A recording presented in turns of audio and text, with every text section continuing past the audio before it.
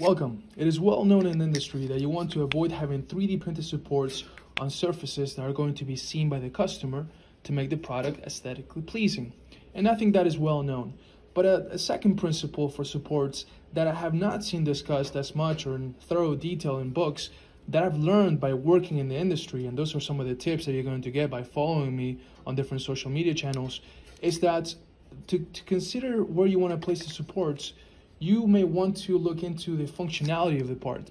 And this is a prime example that happened here at work that I want to share with you. So it's like you're getting real work experience by watching this video.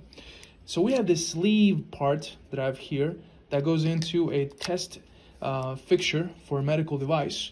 The device goes inserted here. It's got a silhouette for the device's jaws, and it's got little magnets in there, teeny little magnets.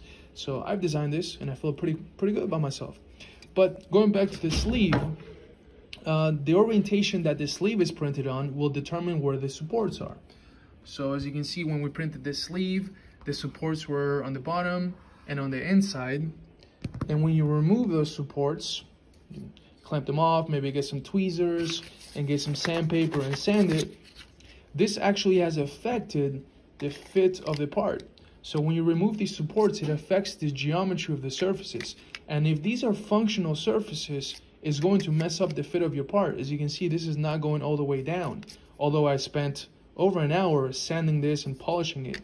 So we decided to go back to the 3D printer and print it in a different orientation, in which the supports will not be on the inside, very minimal supports, and this will be optimal for the surfacing and the fitting that we'll do next. So that is the golden nugget that I wanted to share with everyone.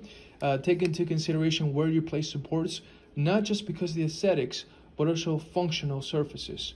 If you like this video or found it of value, please like, comment, subscribe, and until next time.